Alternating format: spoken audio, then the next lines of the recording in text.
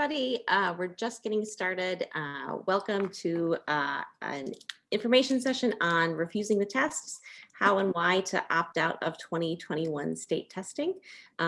We are super excited to have you all here. I'm Cassie Cresswell. I'm the Director of Illinois Families for Public Schools, a statewide advocacy organization supporting being a voice for parents and public school supporters in Springfield and around the state.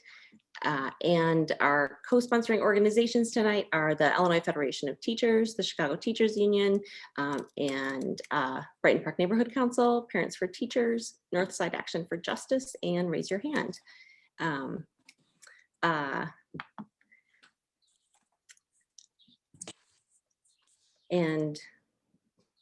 We will get started in a second and give information on interpretation into Spanish.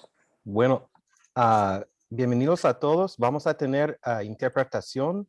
Nada más tienen que imprimir el globo en la parte de abajo que dice interpretación, y tenemos Paula Bui que está interpretando en otro canal de audio.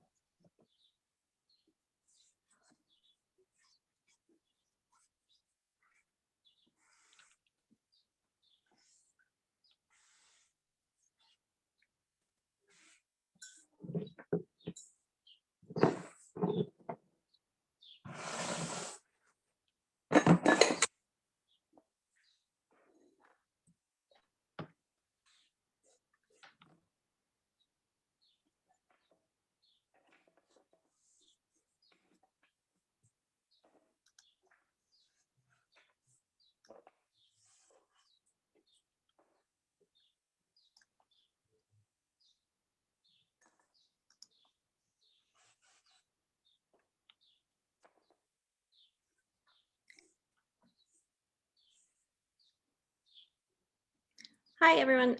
Okay, we will get started now. Welcome to Refuse the Tests, How and Why to Opt Out of 2021 State Testing. You can ask questions at the bottom of your screen with the Q&A button. Some of them will be answered during the talk, and some we'll cover in Q&A. Thank you to everyone for coming. I'm Cassie Cresswell. I'm the Director of Illinois Families for Public Schools. And a statewide advocacy organization working on public ed and supporting a voice for families in Springfield on public ed issues. Also co-sponsoring are the Illinois Federation for Teachers, the Chicago Teachers Union, Brighton Park Neighborhood Council, Parents for Teachers, Northside Action for Justice, and Raise Your Hand. Thank you to all of the sponsors.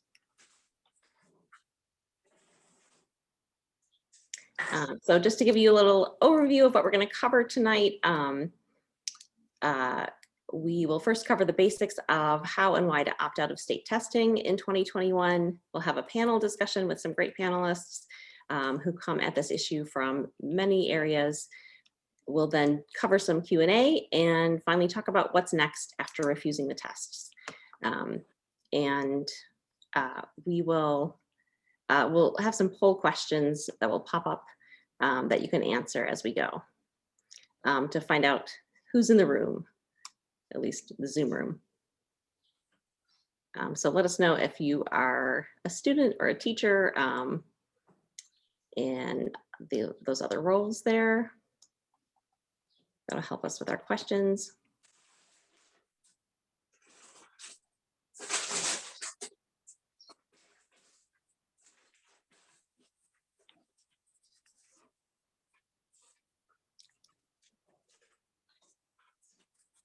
And then I think we can move on to our first section. So our basic message tonight is that every child can refuse state testing, especially this year. Using time and money to administer state tests isn't what our children in schools need. Many students are still learning either all the time or partially time remotely, and many may be returning to the building only to test. Testing conditions aren't really the same as in past years. Both logistics of testing, the tests themselves in some cases, and the sort of preparation that schools are able to do. So these results aren't really going to be comparable to the past. And really, most importantly, children need time for learning right now. They need time for physical activity. They need social engagement, and standardized testing really doesn't check any of those boxes. So to give you a little overview of what state testing in Illinois includes, basically, so the federal government has required certain grades and certain groups of students to be tested for about at least 20 years now. Here's another little poll question because we want to know where people are from. So go ahead and answer that. So the feds require access testing, which is testing English language learners K through 12, testing 3rd through 8th graders in math and reading every year. Science testing is just for a select set of grades, 5th, 8th, and 11th in Illinois. And then there's some additional high school tests, the PSAT, the SAT for 11th grade. And then there's an alternative test for students with the most significant cognitive disabilities, the DLM or the DLM-AA. Then there's some tests that are required by the state, the kids observational assessment, which is for kindergartners. And then another state requirement is that you need to have the SAT in order to receive a diploma in Illinois from a public school. And do note that this is just federal and state requirements. So a lot of school districts and even schools have additional standardized testing that's happening on top of those. So the tests we're talking about tonight, though, are these federal requirements. How is this year different? Well, certainly the pandemic has really disrupted schooling for the last year in lots of different ways. As we mentioned earlier, many students are still learning remotely, either part or full time. And in response to this, nearly 700 school district superintendents around the state wrote a letter to the federal government asking for a waiver from state testing for Illinois. And the State Board of Education ended up, followed up with that with a formal request for a blanket waiver from testing. Unfortunately, this was not granted. Next slide. Testing is not going to be that different this year. The Biden administration decided not to waive the tests. They've changed some of the requirements. So for example, you don't have to ensure that 95% of students take the tests. You're not going to be rating schools based on these tests. And there's some flexibility in test administration that's been allowed. So Illinois made some small changes. For example, some districts are going to hold tests in the fall rather than in spring. A few tests have been eliminated, like the PSAT in 9th and 10th grade. And the accountability ratings in Illinois and penalties for less than 95% participation have been waived. But Illinois is still requiring most tests and that tests be taken in person. And so really other states though are actually doing things pretty significantly different. So for example, Colorado is only testing students in one subject in elementary school. Half of grades are in math, half are in reading. Texas, if you're in remote learning, you don't have to come in to test at all. And DC is canceling testing altogether. So Illinois has actually done pretty minor changes given the significance of how the pandemic has impacted schools this year. So what can families do in the face of this? We are encouraging you to opt out and have your child refuse the tests. The state policy in Illinois is that students have to refuse the test themselves and schools can't accept a parental opt-out. But we do recommend that you notify the school in writing that your child will be refusing. We have sample letters for parents at this link. And we also have sample sort of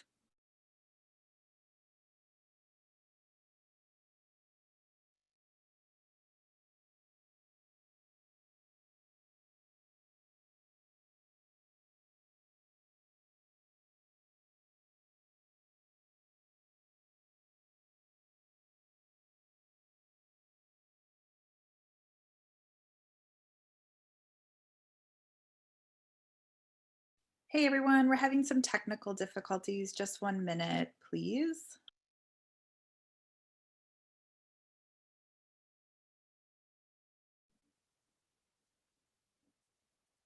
Uh-oh.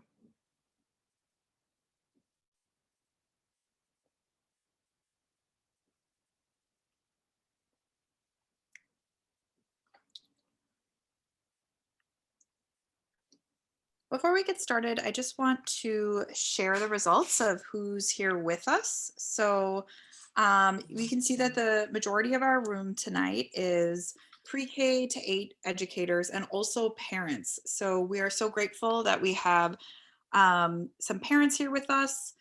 And I'm just going to drop the link in the chat for the sample letters that Cassie mentioned, and she will continue the presentation. I'm back from Zoom purgatory. Yes, so I hope I covered all this slide with what parents should do, and that students should not, if you're learning remotely, you do not have to go into the building. And schools should mark the child as absent. So this is covered in that link that Christine sent. It has an FAQ and also opt-out letters. So I think we can go to the next slide.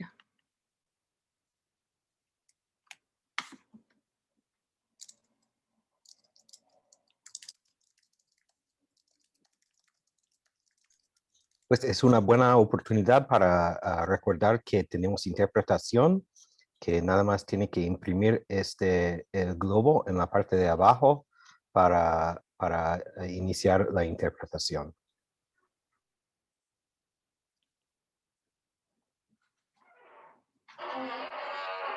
Okay, so what can families do? They can opt out and refuse the tests. So the state policy is that students have to refuse the test themselves. And our recommendation is, though, that you still notify the school that your child will be refusing. So the state says you can't just send it a letter and say that your child is opting out. This is a problematic policy. And so in some cases, it's better if a child has a little written thing saying, I will refuse. And that's included in that link that we shared there.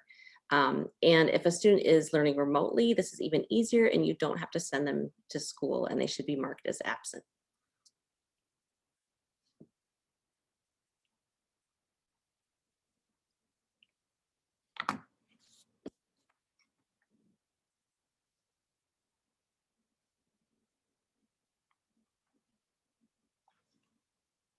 And can we go to the next slide?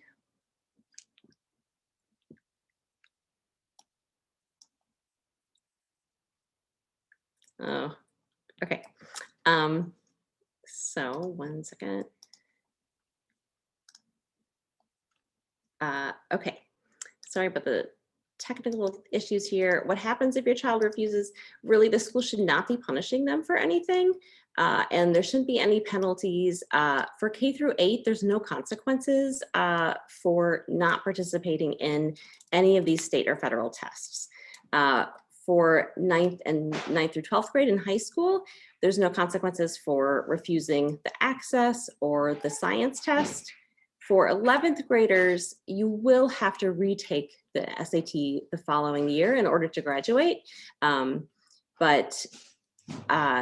So you're basically giving up your free administration of the SAT, but you can retake it the next year.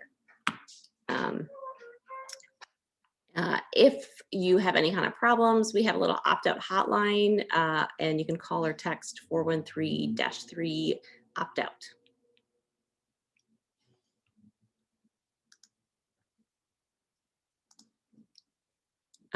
So the question is, will state tests help my child or school? So if you're refusing, we spend tons of money and time on these tests. If your child forgoes that opportunity to participate, what are they losing? And the truth is, we really think these are not helpful this year. Test results this year are not going to be comparable to previous years. So they're not going to be the best way to actually track something like learning loss. test results themselves are not available for months for many of these tests, so they aren't available for helping instruction right now, and they won't be very relevant in the fall. Classroom teachers actually have much more effective ways to assess students, and any time right now that we're spending on standardized testing is time that's not spent on instruction. The logistics of testing this year are really a huge burden on teachers and staff. They're a burden every year, and they really are very complicated, and they disrupt school for weeks at a time normally. And so that's going to be even more the case, especially when most schools are actually in some sort of hybrid learning right now. And the logistics are extremely complicated to figure out who's testing when and who's supervising those tests. And finally, students really need social engagement and physical activity right now.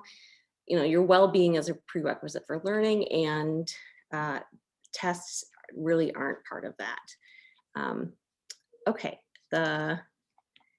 finally, we are going to move on to our panel.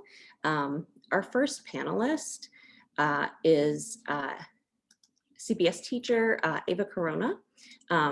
She has worked in CBS since 2001 as a self-contained bilingual teacher, a reading interventionist, and a program coordinator. She has led the CTU's Bilingual Education Committee for the past 3 years, and the committee's efforts played a big role in getting historic language supporting bilingual education included in the current Chicago Teachers Union contract.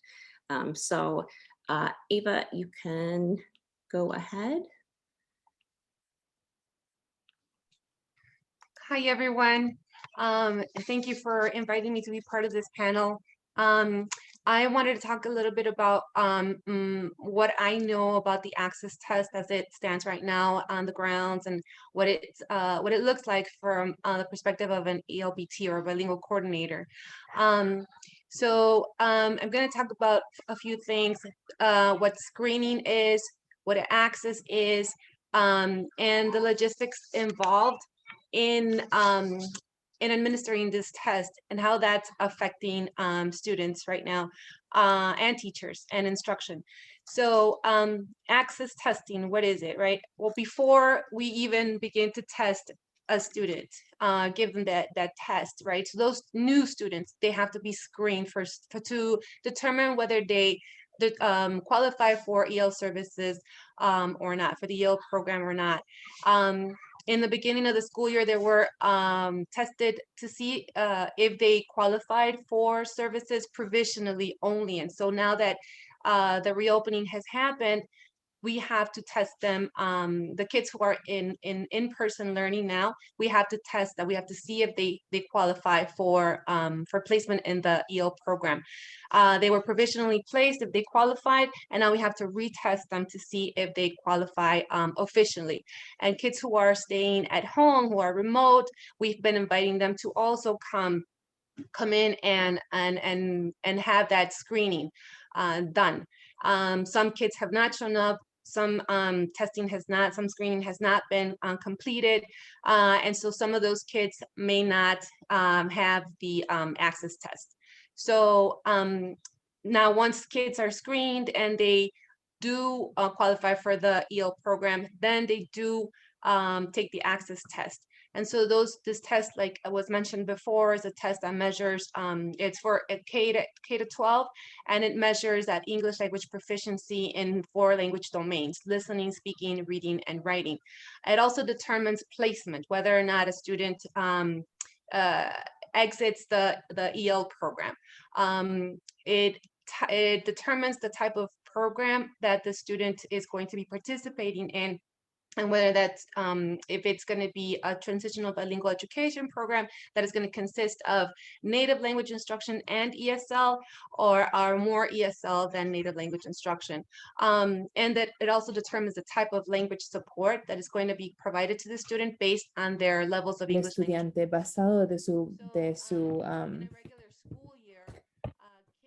de su nivel de competencia. En un año escolar normal tienen ese apoyo, y como lo hacen en las clases, ¿verdad?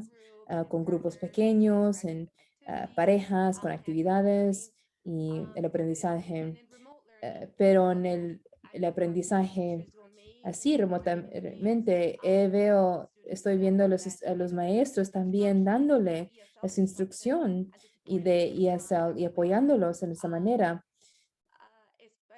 In the areas, I'm sorry, the students have not had enough practice especially in the areas of speaking and writing, which if anybody has ever learned a second language, you know, can be the most difficult language domains to become proficient in.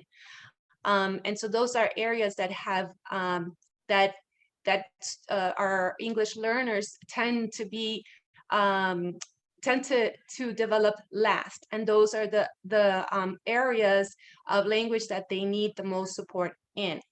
And so in the most ideal place for them to be receiving this kind of language support would be in person. And Access was designed to measure this learning through this in-person instruction. It's instruction that is a result. I'm sorry, it measures what students have learned as a result of this in-person learning, not remote learning or pandemic learning. So why are we giving this test? You know, is it really to measure what students have acquired, the language proficiency that students have acquired, or is it simply to comply with the law? Okay, so I'm sorry, so should I keep going or should I stop? Wrap it up pretty quick. That'd be good. Okay, all right, so logistically speaking, students will, it takes between 1 to 3 days to cover all 4 tests, parts of the test. So during that time, students will not be receiving instruction, a classroom instruction, they will be testing. And during that time, teachers won't be giving classroom instruction because they would be administering this test. So again, you know, there will be loss of instruction there. So that's as much as I'll say about Access for now. Thank you so much. And when in the Q&A, you can ask panelists questions as well, and we'll cover that during the Q&A. Our next panelist is Crystal Keeling. She is a nationally certified school psychologist with 14 years of experience in public education, providing services to students, teachers, staff, administrators, and families. She currently serves as a school psychologist in the Parenteau Special Education District in downstate Illinois. So thank you, Crystal. Hi there, thank you so much for including me. There are a few things that I wanted to make sure and kind of address as we're talking about, you know, testing this year. I think from a special education perspective, the DLM, that's what we give to kind of our students with the greatest needs. That's going to be very difficult to accomplish with proper social distancing. That's a one-on-one test, and typically you're in pretty close proximity with those students. And so this is all done in person. So all of these kids who've been remote, some of these kids with great needs, cognitively, with great medical needs, these kids have been kept at home to be safe. We want to bring them in and put them in a situation where they're spending hours and hours in this one-on-one setting. It's really not safe. And ISB guidance has stated that one-on-one setting is going to be problematic for the DLM, but you know, we're kind of going ahead with it anyway. So I'm very concerned about that. And really, from a broader perspective, I'm concerned about the validity of testing this year at all. So when we're talking about any test, we really want to look at, are we measuring what we set out to measure? Are we measuring what we intended to measure? And this year, we're measuring a response to an unprecedented pandemic. So we're not really measuring a specific academic skill and just how a child has responded in a typical year to really consistent instruction. We're measuring this response. And so the question then is, what information can this test give us that would help us to inform its instruction or to adapt the curriculum? And it's really not going to do that. We're not going to get this information till later. And even then, you know, there's really very little validity because of the crazy year that we've been having. And even before the pandemic, oftentimes, if you are looking at students as a problem-solving team, or you're kind of looking at a student's where they're at and deciding how to intervene with a student. If a student has a low score on the IIR test, for example, you really don't know if the student has a skill deficit, or if that student just can't sit still and focus for that long, or if they didn't have breakfast that morning or something was going on at home. There's a variety of reasons a student can score low. So you would still have to go in and give benchmarks or some kind of assessment that's tied to the curriculum. So there's still more information that you need to gather even when a student scores low. So there's already other ways to know where a student's at. And these students, their teachers know where they're at. So there's other ways to gather this data and to accomplish what we're trying to accomplish with the statewide testing. And I also think it's important to discuss the psychological impact of testing and of everything that's been happening this year. So we know that these tests are very stressful for students and for teachers. And we know that it's been a remarkably stressful and traumatic year for a lot of our students and teachers. And so I think looking at just the year that we've had and already knowing that this is a major stressor, it's really not in the students' best interest to put them through this, to put their families through this, to put their teachers through this, and do all of this just so that we can gather some data that we're really not going to use for anything. So I don't think it's in the kids' best interests. So.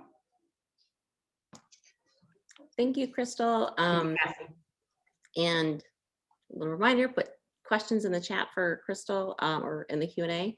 Our next speaker is Nava, a youth organizer with BPNC. They've worked in campaigns like the No Cop Academy here in Chicago, also the current ongoing Cops Out CPS campaign to remove school resource officers from Chicago Public Schools. And we're also active in the organizing against PARC and standardized testing in middle school. They're now a student at DePaul University and an alum of Kelly High School in Chicago Public Schools. Yeah, hello everybody. Super cool to be here. Yeah, I can totally especially echo what Crystal was just saying, that like I'm just gonna be blunt about it and say that I find it absolutely disgusting to even consider making young folks do this test right now, when to even stress about standardized testing right now when we're in the middle of a pandemic. Like we've lost so much. We've lost families and friends, and we're still losing a lot. We're still in the middle of this pandemic. It's not over. So yeah, young folks should be able to say, I don't want to take this test. I shouldn't have to take this test, especially when it's not helping them. And they should be able to do that and say, I opt out without any shame or guilt tripping from administration, from, other adults, from young folks. Because I know when I did it, when I had opt out, I was guilt tripped and shamed for it from my own administration. When I was doing the PARC in middle school, I had opted out. I was literally just sitting there reading a book while everybody else was taking the test. And my vice principal comes in and takes me out of the room and like put away from my peers, away from everyone, into this room where we take, when kids have a bad day, or like we take them to go get detention or in trouble. That's where he took me. And like he sat me down and he was like, I just want to let you know that like you're not in trouble, but I want to know why you decided not to take it. And like and that I know you have good reasons, but some kids just don't do it because they're lazy and they don't want to, like. And that's not a good thing to say to a young person about themselves, about their friends. It made me feel like I was doing something wrong, like I was getting in trouble for saying that I don't want to take this test that does not help me improve my education or improve my school. And young folks don't need to feel that right now. We don't need to feel like we're wrong and we're in a bad position, because we already feel so much bad things going on. Right now, what we need is love and support and care. And like, that's not what standardized testing is. That's not what it gives us. That's not what it's going to bring. We need understanding, and we need folks who, we need our teachers to understand, and the people who are pushing these tests to understand that we're human and we're struggling through a lot right now. And testing is not the first thing on my mind. My family's in my mind, my friends in my mind. It's already hard to do online online class, and now you're telling me, hey, you're gonna have to go back into this building that is not safe, that we have not made safe for you, and you're gonna have to take this test that means nothing. Like, you're telling me my life doesn't matter, and that should not be even a thought that ever crosses my mind, you know? So we have to understand that testing is not what we need right now, and it's not something we needed to from the very beginning. If y'all know that testing is rooted in racism, and the person who made the SAT literally in like 1930 came out and admitted it was just a eugenics test because he was angry that a lot of people of color were getting education. And that's honestly what it is. And we have to be honest about it so we can move forward and actually bring about an education where kids are like, I want to learn and I'm having fun learning and I'm not worried about failing because it's about learning and gathering information and enjoying it. And we have to take that step forward and understanding that we have to build a new education system. And that starts with us accepting that standardized testing is not the way to go. Yeah. Thank you so much, Nava. Our next speaker is Alderwoman Jeannette Taylor. She's a CPS parent. She served as a local school council member at Mollison Elementary for more than 2 decades. In 2015, she was one of a group of parents and community members who went on a 34-day hunger strike to save Diet High School from closing. And now she currently represents Chicago's 20th Ward in City Council. Thank you so much, Alderwoman Taylor. You're welcome. Good evening, everybody. Is it Navia? I'm sorry that this system has made you feel that way. You did nothing wrong. The thought that you even have to say it and your parents' word isn't taken for you to opt out, we already know it's problematic, but that's CPS in general. They don't listen to the young people that they're actually supposed to support and take care of. And so I'm sorry that you made to feel that way, but you actually took a lot of what I was going to say. First and foremost, we're in 2 pandemics. We're in COVID-19 and we're in a thing called racism, but we're not being honest about the young people and families that attend CPS who are not eating, who don't have access to go do the basics. And then we're not talking about the thousands of students who never showed up for remote learning. And so you haven't fixed one problem and you would dare implement testing on young people at this time. I need us to think about why testing even happens. Testing was used historically to keep Black and brown folks out of the education system. And so I'm confused on why we're still using that system, because that system doesn't tell me what type of adult you'll be. It doesn't measure how much you actually learned. If you think about even the test that teachers take, that test to become a teacher doesn't say what type of teacher you will be. It doesn't say what you will teach in. It doesn't do any of those things. And so we know as adults, the pressure of taking a test. So, and if an adult has a problem taking a test, why would we push that on young people? Because it's about money. That's what this is about. This is not about what benchmarks you made, what a good or bad job your teacher is doing, where you academically, this is about money. And CPS, nor the city of Chicago, nor the United States of America is broke. And so don't ever think that they are playing a game. And so again, I'm not surprised by what Chicago Public School does. They stand for closing public schools as far as I'm concerned. And instead of them listening to the people who are impacted and the folks who they expect to roll out these ridiculous standards, they just don't. They do what they feel is best. And if first of all, we got an educator and it seems like she doesn't have the good sense God gave. And I said what I said, she does not. You cannot think that in a global pandemic where young people are figuring out where they're going to stay once the eviction moratorium is up, can think about taking a test. You got teachers who are not vaccinated, who are pregnant, that you're making go into buildings that we knew weren't already clean. And so this does not make any sense whatsoever. And so how are we going to organize the majority of young people and parents to get young people to opt out? Is basically standing in front of the school, getting the young people who are already there, talking to your children. We need more young people on this call. So young people know that opting out of the test is an option. And number two, them opting out is not a punishment. You better be glad you wasn't my child, because I would have tore that school up for a principal to come tell my child something about you ain't did nothing wrong. What did you say it for if I did nothing wrong?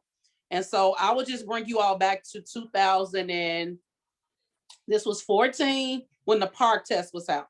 And so Mollison Elementary decided to opt out, and a school that was not further from us at the time was Ray Elementary. Ray Elementary parents and students were able to opt out. Those young people were given books to read. They weren't bothered. They were actually supported. The young people in Mollison were threatened by now Janice Jackson, who was the network chief then, to say if you opt out of the test, you will be suspended. But what she didn't realize was she's saying this to children whose parents are on the local school council. And so you all had to know that it didn't go out well.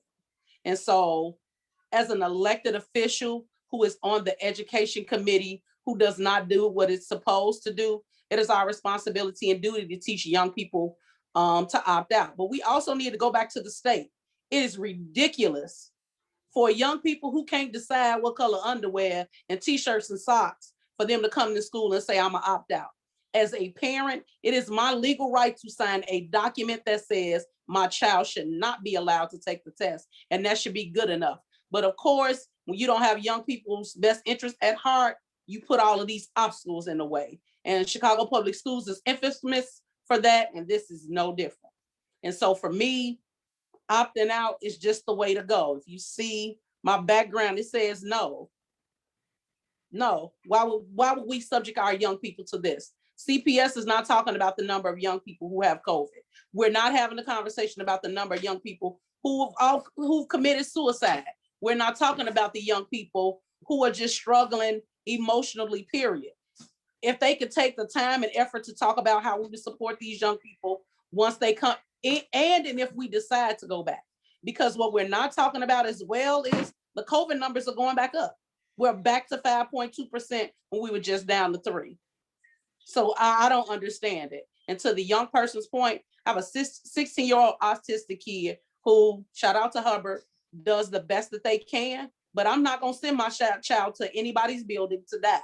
As a matter of fact, I've had his IEP change to where he does half days Monday, Wednesday, and Friday, and he does half days Tuesday and Thursday. Why? Because let me just remind us, you said that more than 8 hours of screen time was too much for young people, but we would subject young people to be on a computer from 8:45 to 3:45.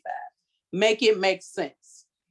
And so basically, I appreciate you all having this forum. I appreciate the parents who are there, and also have a conversation with young people about their treatment when they're opting out. They're supposed to give you a book, and they're supposed to give you something to do in your classroom. You're not supposed to be taken out to another classroom. They are not even supposed to have a conversation with you. If you opt out, that's it.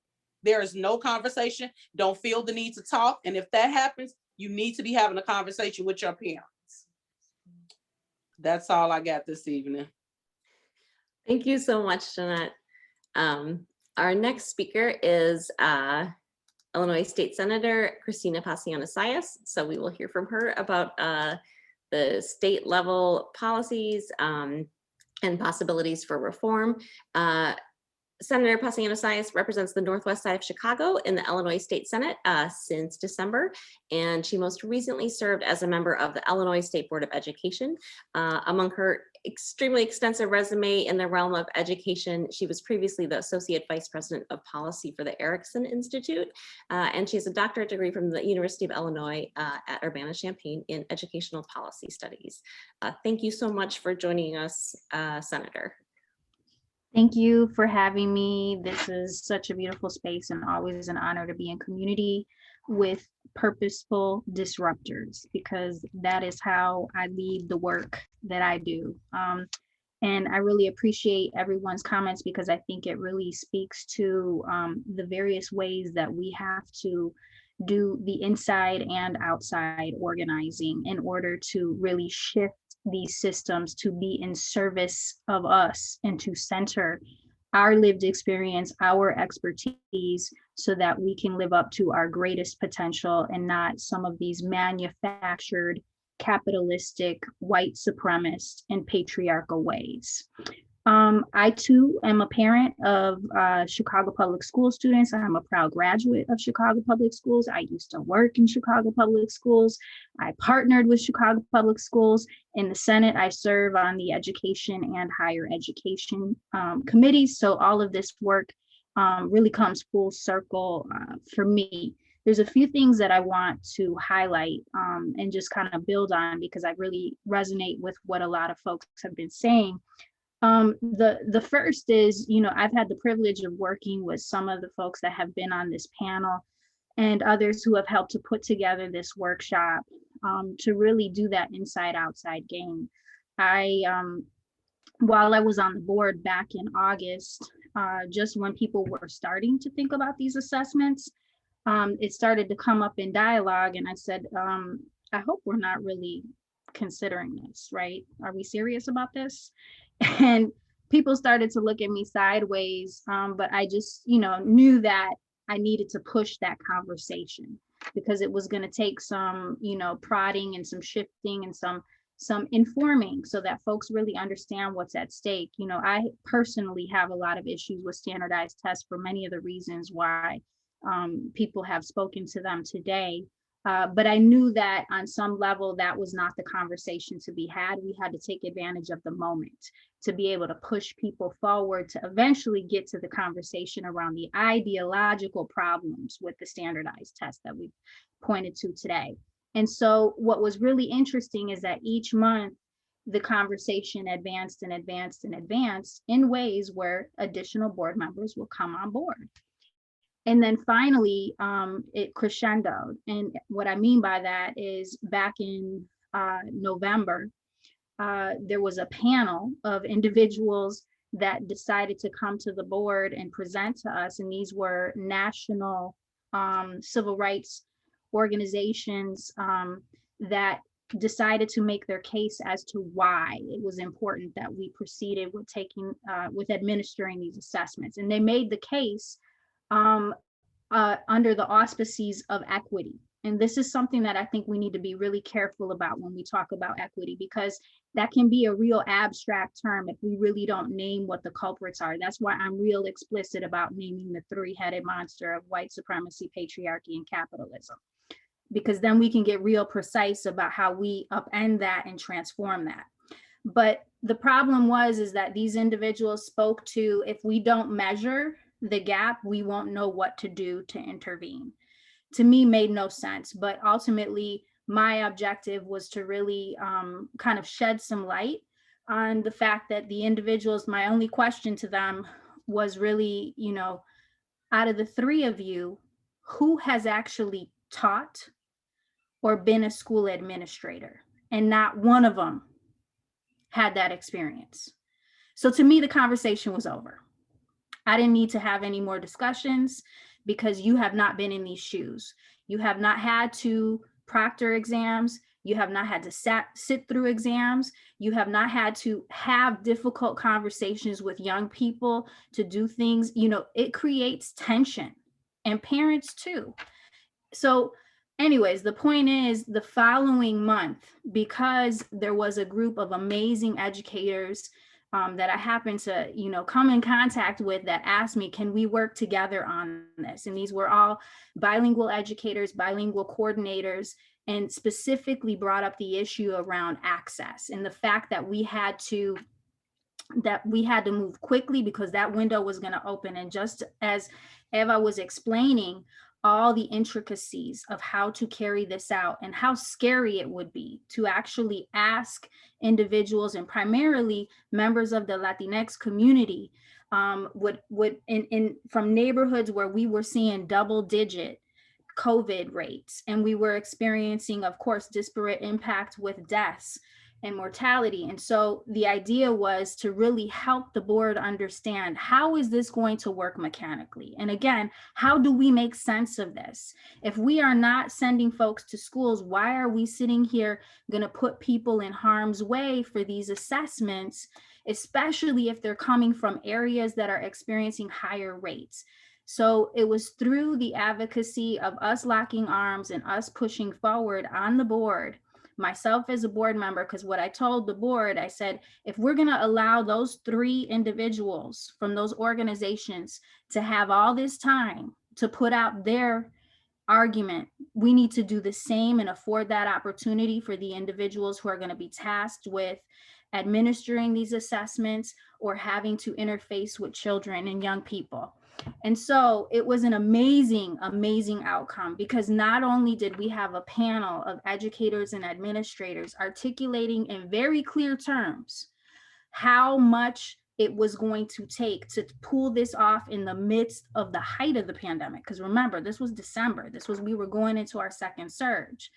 And then we had a whole bunch of parents and educators and administrators that signed up for public participation. We had public participation in Spanish with no translation, because guess what? If you didn't understand, too bad. Now you understand what it's like when you are in a space where you don't have translation. But the point is, it was a beautiful opportunity to demonstrate the power of the collective, learning how the process works to influence and leveraging that collective influence. Because the next day, State Board of Education superintendent put out that we were not going to proceed with the same schedule for access.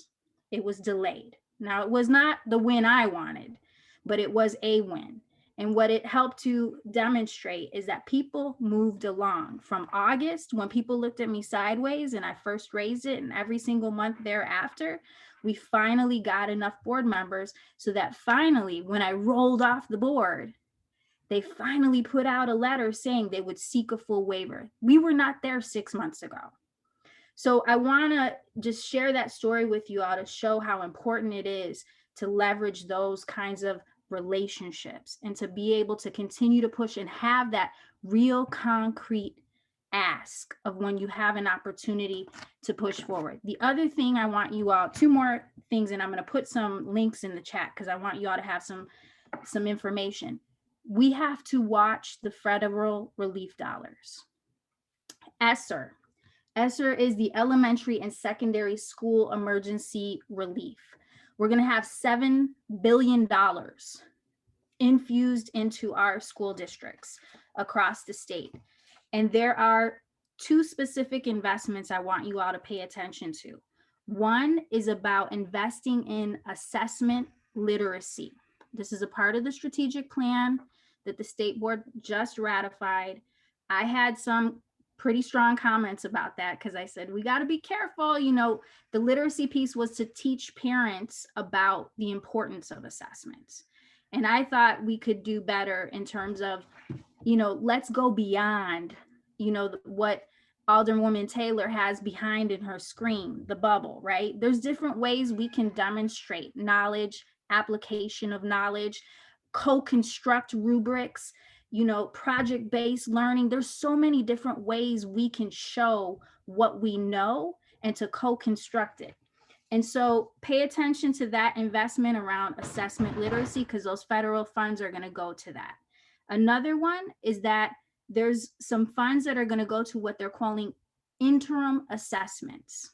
And these are for what is going to be administered in terms of the flexibility that is afforded through the partial waiver by the Department of Education, to be able to administer some of these assessments in the fall. Because basically we have 852 school districts that are making 852 different decisions about how they are going to administer these assessments. And so pay attention to that money, because I did see something in the chat where people said that $52 million has already been spent towards Pearson. There's actually a $135 million contract with Pearson over the next 10 years.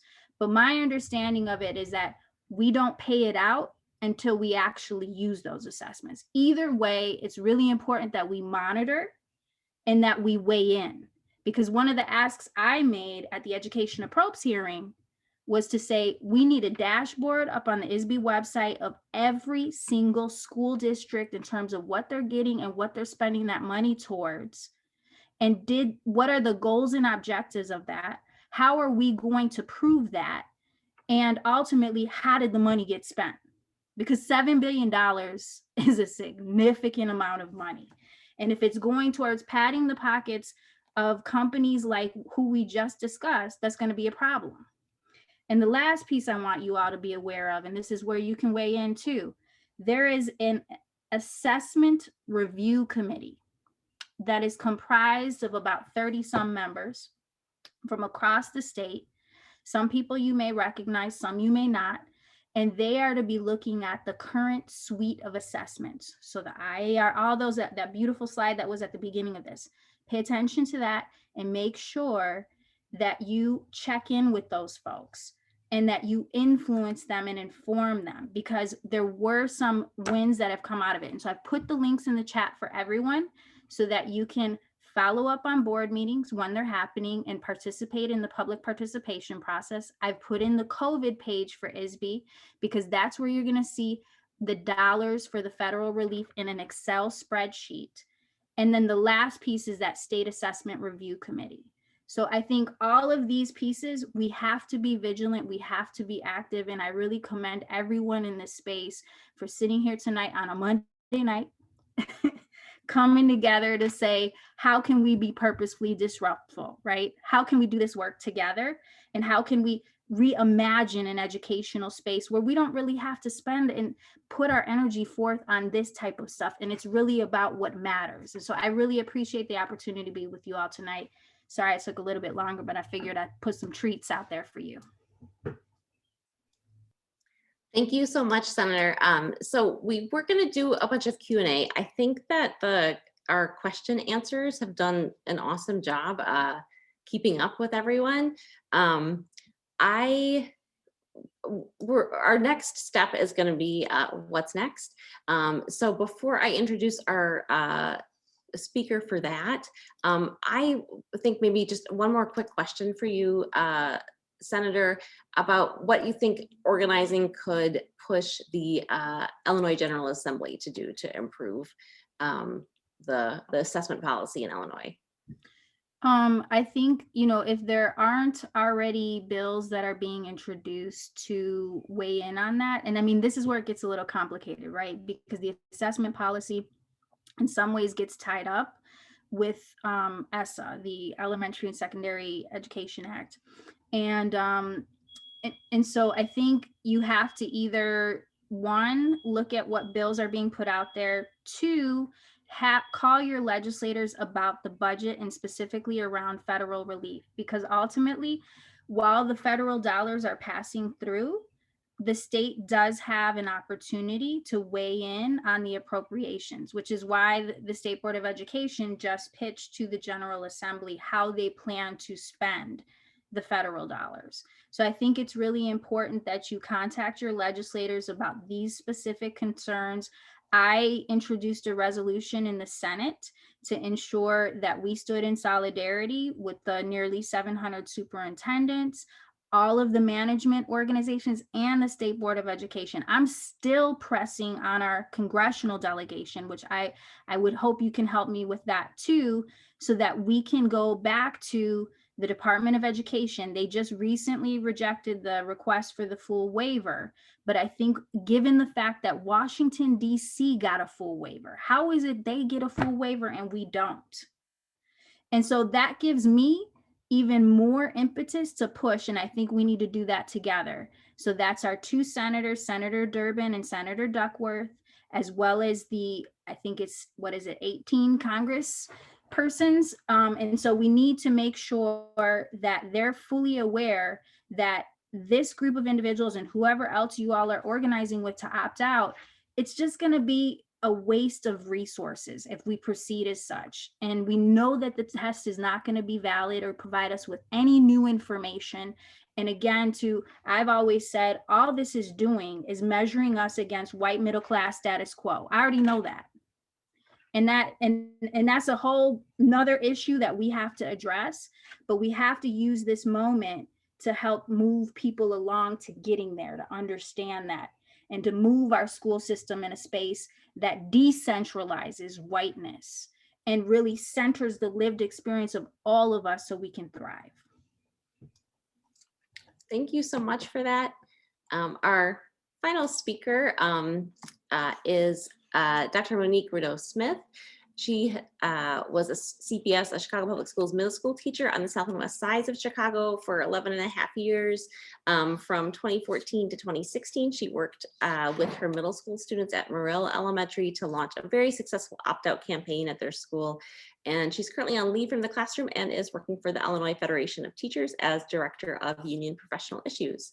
And she will be talking about what's next after refusing the tests.